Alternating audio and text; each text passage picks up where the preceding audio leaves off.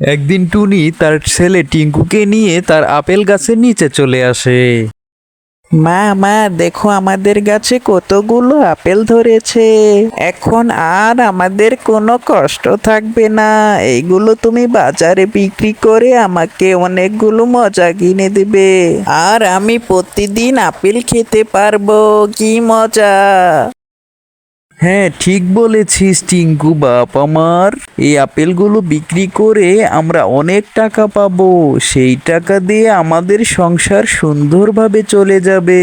আমাদের আর কোনো কষ্ট থাকবে না। তারপর টুনি সেই আপেল গাছ থেকে কিছু আপেল পেড়ে তার ঝুড়িতে রাখে। টুনি চিন্তা করেছে তার গাছে যেহেতু প্রথম এইবার আপেল ধরেছে, তাই সে এইগুলো বাজারে বিক্রি না করে তার বাড়িতে নিয়ে যাবে খাওয়ার জন্য। মা মা তুমি যে আপেলগুলো পারলে সেগুলো কি বাজারে বিক্রি করার জন্য নিয়ে যাবে? আমাদের খাওয়ার জন্য কিছু আপেল নিবে না? টিঙ্কু বাবা, এই আপেলগুলো তো আমরা খাওয়ার জন্য নিয়ে যাচ্ছি। আগামীকাল যেগুলো পেরে নিয়ে যাব সেইগুলো বাজারে বিক্রি করব। চল বাবা চল, আমরা এখন বাড়িতে চলে যাই। ঠিক আছে মা, চলো বাড়িতে যাই। তারপর টুনি ঝুড়ি ভরা আপেলগুলো নিয়ে তার বাড়িতে চলে যায়।